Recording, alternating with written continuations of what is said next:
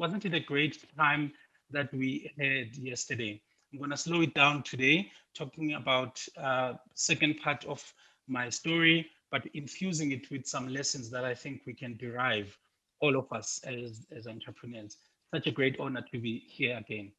On the chat, if you know this guy, if you know who this guy is on the chat, let us know. Who's this guy that I have on screen right now?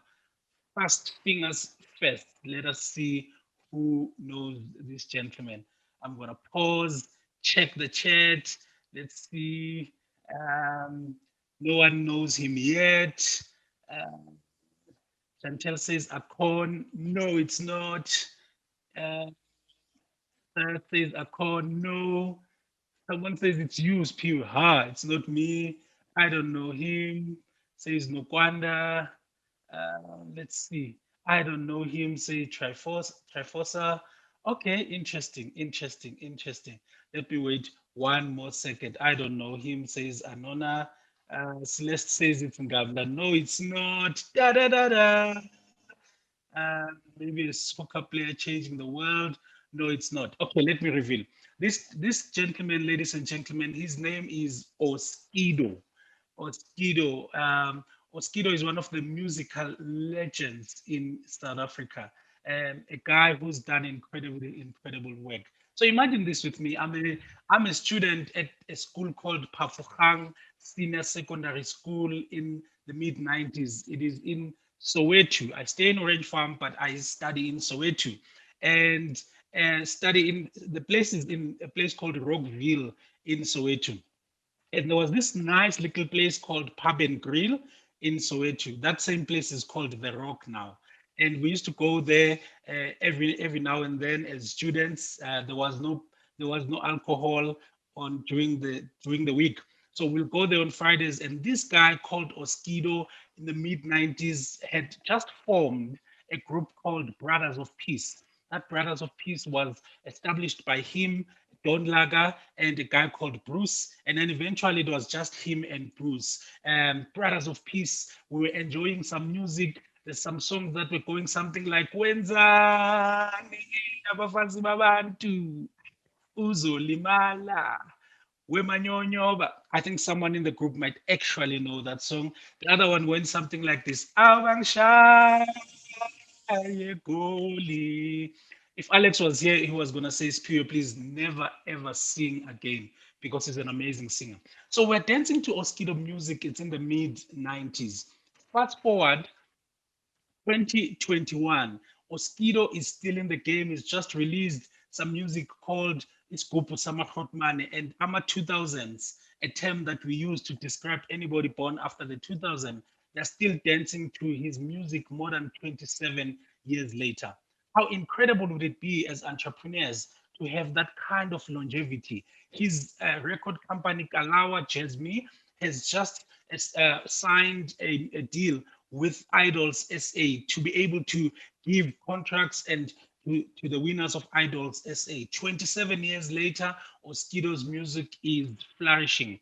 His business is flourishing. He has what we call longevity. What is causing this? I want to reflect with you today. Before I do that, one day I sat and I started drawing what I believed is how the entrepreneurial journey goes. This is how I believe every entrepreneur goes through when they start a business. So I put this little graph over here. If you look at this side, it relates to how busy you are as an entrepreneur, right? If you look at this side, it relates to the money that you have in your bank account. This is how it goes when you start in your career. When you start in your career as an entrepreneur, you are extremely busy. So the business is high, you are extremely busy, but there's very low money in your bank account. And people ask you this very snacks question, as we say in the township. Yes, bakubuza into snacks. Bakubuza into snacks, and they say, "Why are you so busy? Because you have nothing to show it for it." And you feel so bad because you really are busy, but you are not getting much value out of it or much returns out of it. And then a little bit, few months, maybe even a year, they just say, ah, no, no, vele ufuna isipani, boy. Translated, it means just go look for a job, man. This thing of yours, this entrepreneurship thing of yours is just not working. Humble funi Spani sisters, humble funi Spani boy, just go and look for work. And then there comes that inflection point. So No this problem. is how I interpret my entrepreneurial journey. So I was explaining that when you, if you have two exits between your business as an entrepreneur and money in the bank account, when you start out in your business, you are very busy. So business is very, very high, but there's very little money in your bank account. So people even ask you things like, why are you so busy? Because you have nothing to show for it. Why? Why are you working? Why are you so busy? Eventually they say, no, just look for a job. Funispani boy. Just look for a job because your dream is not currently happening. Nothing is happening for you. You're wondering, what am I supposed to do? And then eventually there comes this inflection point where things start to make sense, where people start saying, you're not a potential, Shem, because they're starting to see what you saw in the beginning. And then eventually, you are moving on the ladder of making money a little bit. And then when you start making money here, you are a little bit less busy, but the money is starting to roll in. And then people say, I always knew she was going to succeed. I always knew he was going to succeed. And then eventually you go on this end where you have a bit high money in the bank account and you are less busy. And then you say, yeah, he must give others a chance, open the industry. And lastly, when you are highly busy, when you are not busy at all and you have money in the account, people start saying it can only be corruption, Shem. Usebenza nini? When do you actually go to work?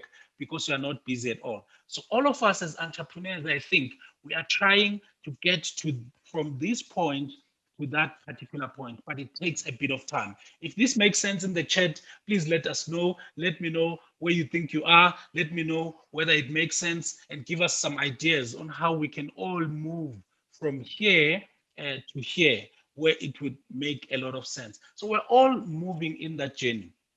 But Spiwe, what is it that makes us successful as entrepreneurs in your view? So one day I said, and I think I drew this particular thing that I call the skills and social capital metrics as an entrepreneur. I believe that as an entrepreneur, in order for us to succeed in our businesses, and this is what I saw in my own journey, is that you need a combination of two things. You need what we call social capital on one hand. In other words, our relationships, our networks, our contacts, you know. And then the other part, you need skills. You need to be able to have skills to actually run that business. You need to have skills and effort in order to run that business. And I think you need both. So I drew these four quadrants. I drew these four quadrants at some point to show where we want to be as entrepreneurs. So, for example, if you're in this quadrant, you have low social capital. In other words, you don't have relationships and you also have low skills. I call this quadrant sesigolo ke bophelo. That word sesigolo ke bophelo, it's a Tswana phrase or a Sotho phrase, a Tswana phrase that just means, as long as I'm alive, as long as I'm still living, that's fine. When you're in this quadrant, because you have low relationships and low skills, you have very low probability of success as an entrepreneur. You will probably not survive in the so-called gig economy. You feel like you're locked out of the economy. You're not making money because less relationship and less skills, it's not the best place to be. You're like, sesefulu ke bophelo. If you are in this quadrant, it means you have strong skills in terms of what you do as an entrepreneur, but you have very weak relationships, very low social capital. When you are here, I call this quadrant imvutuluga. Imvutuluga is a Zulu word and a Xhosa word for crumbs, for for leftovers. So when you're here, you get a little bit of business, but it's leftovers. You have sustainable work. You're getting work out there, but it's low value business deals. You're getting business deals that are very low value. You're just surviving. You're not thriving at all. Your skills cannot be ignored because you are good at what to do. But the problem is because you don't have relationships, you're not inside the rooms when people are talking big business deals, when people are talking deals that actually make a lot of money, you are not in those rooms. And you have a high probability of burning out because for you, every time you have to make money, you are the one who needs to be there. You are the one who needs to do the work. You work so hard to make minimum money. So Mvutuluka is okay, but it's also not the best quadrant to be in.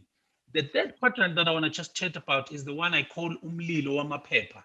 Umlilo wamaphepha is a Zulu phrase for success made out of paper.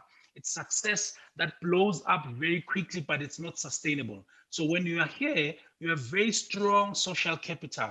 You have very good relationships, but you don't have the skills to back them up.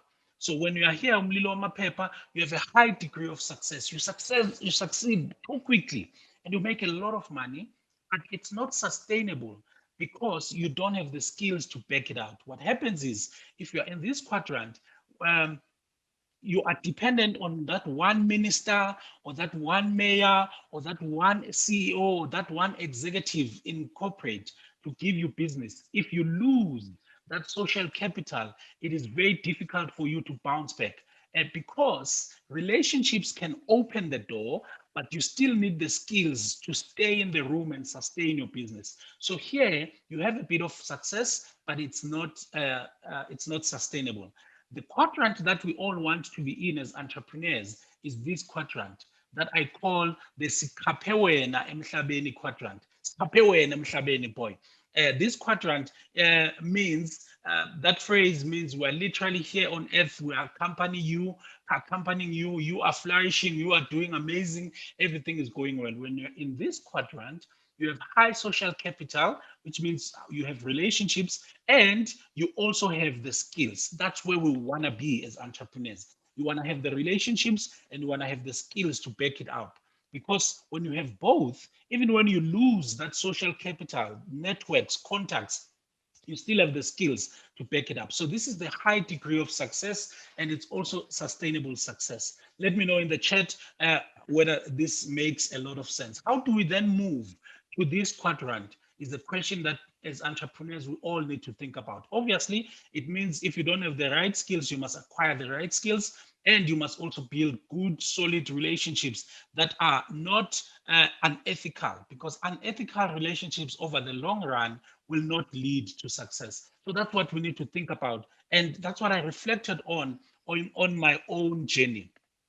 So that's why I want to say, ladies and gentlemen, that's why I want to say, even in these unprecedented times and unprecedented challenges can actually lead to hidden opportunities.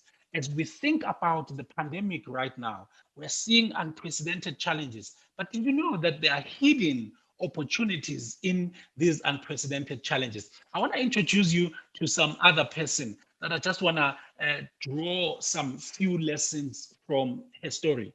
Her name is Elsa Majimbo. Elsa Majimbo is a 19-year-old young person from Nairobi, Kenya.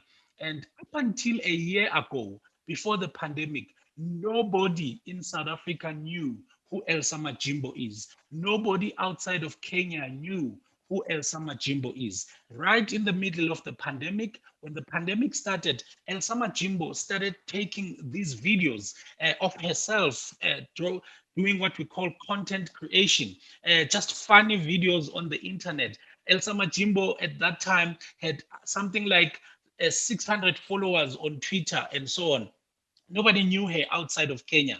Come the pandemic, we're all stressed, we're all depressed. We need something to do. We reach out to our phones and we get hold of this person called Elsa Majimbo, who's making these funny videos. She's 19 years old. Fast forward 1 year later, Elsa Majimbo is making it in the world, has probably 1.8 million followers, and we're going to have a session later where we're talking about using social media for your skills. We have a fantastic speaker later who's going to talk about using social media for your business. So I'm not going to talk about that. But Elsa Majimbo has finally turned it around. She's making so much money. She is having so many collaborations with big companies all over the world. And her business is flourishing. And the business is flourishing now mainly because she was discovered during a pandemic. So, what are some of the few lessons that I want to derive from Elsa Majimbo's story? There's a few lessons, and then I'll talk about my story before I end. Number one, from Elsa Majimbo's story, I have to remind you, ladies and gentlemen, that your business will not be hidden forever. Your talent will not be hidden forever. A time is coming when you will get so much demand for your business than what you're having now. I know now you might be in obscurity when nobody knows your name, nobody knows who you are, but a time is coming when the demand for your services and business will outstrip supply. Keep working hard, keep producing, keep working. A time is coming because as your talent cannot be hidden forever. So you need to work hard. There comes a time when people discover you. At that time, they're going to be wanting more products from you, want more services for you. So you have to use that time when you're still in obscurity, when nobody still knows your name, to develop products, to develop content. Because when that time comes, you're going to wish you had used obscurity and anonymity very well. Secondly, even during a pandemic, it seems some people are going to flourish. It may as well be you. Even during a pandemic, some people will still flourish. It may as well be you. Don't sit back and say, it's a pandemic. There's nothing that I can do. Even during a pandemic, El Sama Jimbo is flourishing. It may as well be you as well. Even this time can be used with those hidden opportunities to make you rise to the top.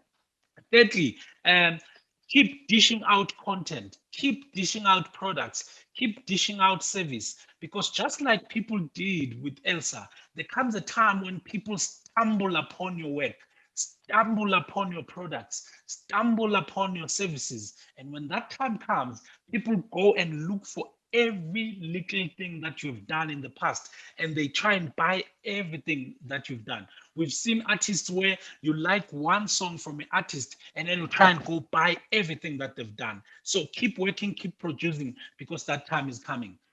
And and another lesson that we learned from Elsa, don't explain to people what your services are, demonstrate it. Demonstration is better than explanations. And go out there, do it, and show people what you do instead of explaining. There's no better pitch than demonstrating. Elsa Majimbo just demonstrated what she does and just shot the videos and people are able to see what you do instead of hearing about what you do. Another thing that I learned is that if we are going to obsess with this notion that people will steal my ideas, you will never produce anything. If you're going to say, yeah, I want to start the business, but what if they steal it? I want to pitch this business, but what if they steal it? You are never going to produce anything. Yes, people can steal it. You will try and trademark everything, but at the end of the day, you're going to go out there and sell your idea. This notion that I can't produce because people will steal is not going to do you any good in the future. So make sure that you continue working hard. Don't worry about people stealing your ideas. The other thing that I learned is that the internet has no gatekeepers. It's amazing. You don't have to jump through many hoops. You can just work, put your work on the internet, and then you can flourish. There is absolutely no reason at all to jump through many hoops. There's no gatekeepers in the internet. We have the internet now. Use the internet wisely, not just for Facebook and Insta. Use the internet to produce and get your work out there because there are no gatekeepers. And the last thing that I learned from that story is that people who are entrepreneurs who succeed, they do what they said they would do. They don't keep explaining, they just do what they said they're going to do. Successful people, successful entrepreneurs do more than what they say. It's like what Benjamin Franklin says, well done is much better than well said. Many people talk too much, but they never deliver. You know, when I was still in corporate, I was an HR person. So I did so many interviews. And you can see when people come for interviews, they're like, sir, if you employ me, I'm going to develop an integrated channel distribution strategy. And you're like, hey, That sounds good. But when the work does happens, this person is not delivering the integrated channel distribution strategy. And what happens now that I work in with many corporates as an entrepreneur, which I'm blessed to work with, I work with many, many corporates. One of the things I know is that as an entrepreneur, when you do one business, let's say you do business with Standard Bank, who was speaking yesterday, you do one business with a division in Standard Bank, there are so many what they call clusters in Standard Bank. There is what they call personal and business banking. There is wealth and so on. And within the clusters, there are so many divisions under that. You do one business in another division, and then people are there's going to be word of mouth that goes, hey man, there's this guy who's producing this, and then you can literally do so much business in a big bank like Standard Bank because you are a person who delivers. But if word goes around that you talk more than you do, you are not going to do the kind of business that you need to do with big corporates out there. Big corporates, there is always that politics in big corporates. Who brought this supplier? Who brought this supplier? There's always a risk that if I bring a supplier, everybody's gonna look at me and say, who brought this supplier? So one of the things you want to make sure is that you make the person who brought you in proud. Because you deliver, and the more you deliver, the more they refer you, and suddenly you do so much business. Many people ask me, how come you get to do so much work with one bank or one this? The reason is simple. You do a little bit of business, and it always starts small. A little bit of business with a bank that has a market capitalization of 120 billion. 120 billion. And suddenly, these people give you a little bit of business here, and eventually you are doing work with the cluster, and eventually are doing work at the group. But you have to deliver. That's how it works. That's how it works. But as entrepreneurs, we also must be committed to lifelong learning. You have not arrived. Don't have a mentality that says, I've arrived, I'm the man, I've arrived, I'm the man. Continue to learn. And that's why I think we have a symposium like this. That's why I want to give you props. Everybody who's here, you could have said, what will they teach me? Bazongitshelani? Bazongitshelani? It's my eyes, man. But you are here, you are learning because you're committed to lifelong learning. Never get to a point where we believe that you have made it. I nearly fell for that trap of thinking that I've made it. I almost fell for it, you know, because when I left Orange Farm yesterday, I mentioned that I grew up in Orange Farm. When I left Orange Farm, I was one of those guys, first guy to have a degree amongst my friends, first guy to have a car. This was my car. This was my first car, Golf Chico. So a first guy to have a car, first guy to have a degree, and people in my hood were starting to treat me like I'm the man. It's like when I come to funerals on a Saturday and people see me, they're like, "Oliver, I speak you. Oh, hello, boy. Oh, hello. Hey, hola, boy. I enjoy a game. I enjoy a game." So people were starting to treat me like I'm the man. And it got into my head. I was starting to feel like I'm the man, Vele, because people were treating me like that. Until one day, I went into a meeting in a place called Athol in Santin. It was one of those meetings that are always held in people's houses, like forever living. So one day I go into this meeting. Those who know Santin, I'm on the M1 North to Johannesburg. I take the Greystone Drive, and then I turn left at Catherine. There's a place called Athol Square now, but there was no Athol Square then. So when I get into this place, my GPS says you've reached your destination. I look at this house, it looks like some corporate headquarters, Baba. Beautiful, beautiful house. And then someone opens the gate automatically for me. And then the first thing that I see inside is a tennis court. So I say to this guy next to me, Is this like a community tennis court?" This guy says, "Pure, please don't embarrass us. Please don't embarrass us." So I get in, I park my car, I get in, I park my car, and then I get into this house. And you must understand, at that time, I didn't even know the difference between a lounge and a dining room, guys. I didn't know. For me, it was the same. Yonke Tsipia wash. So now I get into this house that has 4 different rooms that all have couches. I don't even know what to call them. The owner comes to welcome me. I'm not sure whether I should bow down to this guy or maybe raise my hands and like receive, receive, receive, receive, receive. But you know what that period taught me? That I'm not as successful as I thought. Sometimes lack of exposure will cause you to think that you are the man, will cause you to think that you're amazing, you're great, you've arrived. I learned that day that you never arrive. You keep learning, you keep networking, you keep meeting other entrepreneurs, you keep attending symposiums like this brought to us by the Townships projects. We are so grateful. You keep working hard, you keep learning, because success is not a destination, but it is a journey, and we keep working hard.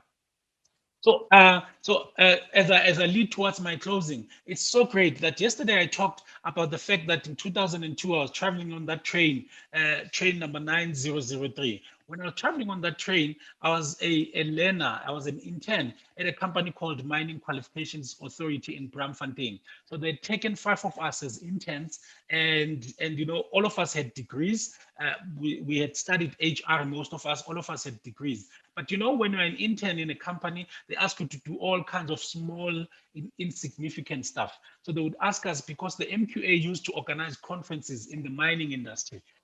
So they used to ask us to come and help as we're organizing these conferences, because when you organize a conference, there's a lot of things that you must bring. Bring the name tags, bring the boxes, bring the speakers, bring the banners. So they would ask us to help, and four of my colleagues used to refuse. They'll be like, "Excuse me, I have a degree. And according to Section 31 of the Labor Relations Act, I'm only expected to do reasonable and lawful duties, and this is not one of them."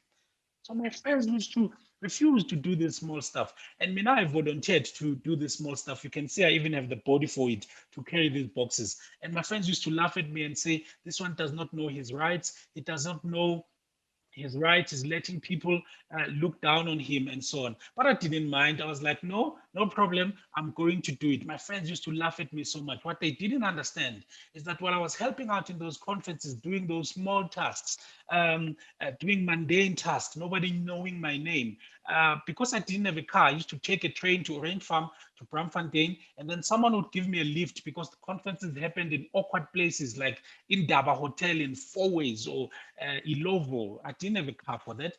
So they would give me a lift. And then after I'm done with the setting up of the conference is about to start, I need to leave. I need to go. But someone will always say, "Hey, Ntwan, Siphiwe, don't go, Ntwan. Attend the conference. Then I'll take you back to Braamfontein so that you can catch a train and you go back home." Which meant I attended a lot of conferences that I didn't even have to attend, that I was not supposed to attend. I was too junior to attend, but I had a little bit of exposure. And my friends used to laugh and say, "I don't know HR." Fast forward 10 years later, I'm elected to be the president of the Human Resource Professional Body in South Africa. Called the South African Board for People Practices. My friend used to laugh and said, I don't know HR. Now I have to certify that they are competent, because they are one of our members. And every time I have to sign those certificates, I go, "Ha ha, who's laughing now?" No, I don't do that. I'm lying. But what am I saying? It's okay to do that small stuff. Some of our clients will ask us to do small stuff. Do it with, don't mind doing it. Don't worry.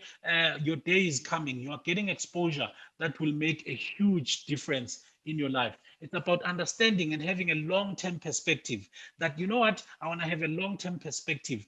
This is not where I want to be, but I want to have long-term perspective. Don't have a mentality of just, "No, I'm a tension relieving. I just want to relieve tension. I just want to sit. I just want to chill." Yes, you can celebrate short-term wins, but never forget your long-term perspective. What I'm doing now is going to benefit me in the future. In other words, sacrifice, sacrifice, sacrifice. When you're starting in your entrepreneurial journey, you might have to do a lot of sacrifices, but I promise you, at the end of the day, those sacrifices will be worth it. I'm privileged enough now that the kind of relationships that I've been building in those conferences, when I was working, when nobody knew my name, I'm speaking in those conferences now. 10 years later, 12 years later, I'm privileged that I'm one of the speakers that are able to work even during the pandemic. And it's based on some of those relationships that I cultivated during those times of sacrifice. So never forget that, because it does not help. Some of us, as I'm about to close, I think some of us contribute to our own unemployment. Make sure that even your team members, they take ownership of your company. They don't sabotage you. They take ownership. Some of us sabotage ourselves. Some of us contribute to ourselves, to our failures. I'll tell you a quick story before I close. About 2 years ago, I was speaking in a place called Drakensberg. I think many of us might know Drakensberg, Itabazokahlamb. And there's a place called Champagne Spot, where I first met Cyrus, by the way. It was in Champagne Spot, but it was a different conference. So I was driving and speaking at Champagne Spot on that day. Those people who know Drakensberg, they know that Drakensberg is a beautiful place, but it's also quite secluded. It's in the middle of nowhere. Once you've left the entry, it's very difficult to get things, you know. So this one time, I arrive, I check into the hotel. I was speaking the next day, and then I realized that I forgot my toothbrush. So I asked the reception because normally they have those toothbrushes that are free. And they're like, guys, I don't have toothbrush. Can you please help? And they're like, sorry, Mr. Moyo, we're out of toothbrushes. I'm like, oh, that's bad, but it's fine. So I take my car, go hustle for a toothbrush. I couldn't find a shop, but I found a filling station. Or if you come from Soweto, garage. Filling station for what? Garage land. So I find a garage. Then I try to buy a toothbrush in the garage. When I try to buy it, this cashier who's supposed to help me says to me, "Say, are you buying a toothbrush here?" I'm like, "Yeah." Don't do it. Don't do it. These people are too expensive. And then I'm like, "No, ma'am, I understand. It's a convenience store. It's slightly expensive, but I don't mind." And then she's like, no, no, no, no, no. These people are way too expensive. Don't do that to yourself. Don't buy it. Even after that. And then I'm standing there and I'm thinking, so this lady is busy discouraging your customers to go out of here. And then one day, if this garage closes, she's going to say it's witchcraft. She's going to say it's witchcraft. But there is no witchcraft here. She is the witch, the person herself. She's the Nkabinde herself. This is sabotaging that business. So sometimes we sabotage ourselves. We contribute to our own poverty. We contribute to our own unemployment by not taking ownership. Make sure you take ownership in your business. And if you have employees, make sure you get people who can take ownership and not sabotage the business while you are here. Because I want to argue, ladies and gentlemen, that even in these tough times, even in these difficult, unprecedented times, whether our businesses succeed or they don't succeed, it's in our hands. We must make sure that they succeed. It's totally, totally in our hands. Um, I had a story. I had a story, and apparently it's a true story that there was this one village. There's this one village here in our beautiful continent of Africa, and in this village there was this one village elder who just knows everything about everything. One of those elders. If you don't know where your chicken is, you go and ask him. He knows. If you haven't seen like your wife in a while, you go and ask him. He knows. No, just general knowledge, nothing sinister. He knows. And then there was these two young people who made it their mission to prove that this man cannot know everything. We're gonna prove him wrong. We're gonna find out. We're gonna expose that he is fraud. They thought of a few ideas on how they will expose him. Finally, they settled with this one. We're gonna catch two butterflies, and we're gonna go to this man holding the butterflies like this, and we're gonna ask him, "Sir, are the butterflies in here, dead or alive?" And if he says the butterfly in there is dead, we just open our arms and say, nya, nya, nya, nya, nya. It's actually alive. If it says the butterfly is alive, we just close our hands, crush it quickly, and squeeze it and let it die. And then we say the butterfly is dead. So finally, they go to him thinking, yeah, simtolile, we're going to expose him. And they ask him, "Sir, are the butterflies in here, dead or alive?" This man pauses for a second and says, "Young people, whether the butterflies in there are dead or alive is in your hands." I want to say as we close, even in this unprecedented time, whether your business is dead or alive, whether your business languishes or flourishes, whether your business survives or even thrives, is totally in your hands. Go out and do it. We are capable. We are worthy. Our dreams are valid. Everything that we've wanted, we can go for. We can achieve every dream that we've set out to do. Don't give up. Ungapheli umoya, son. Thank you very much.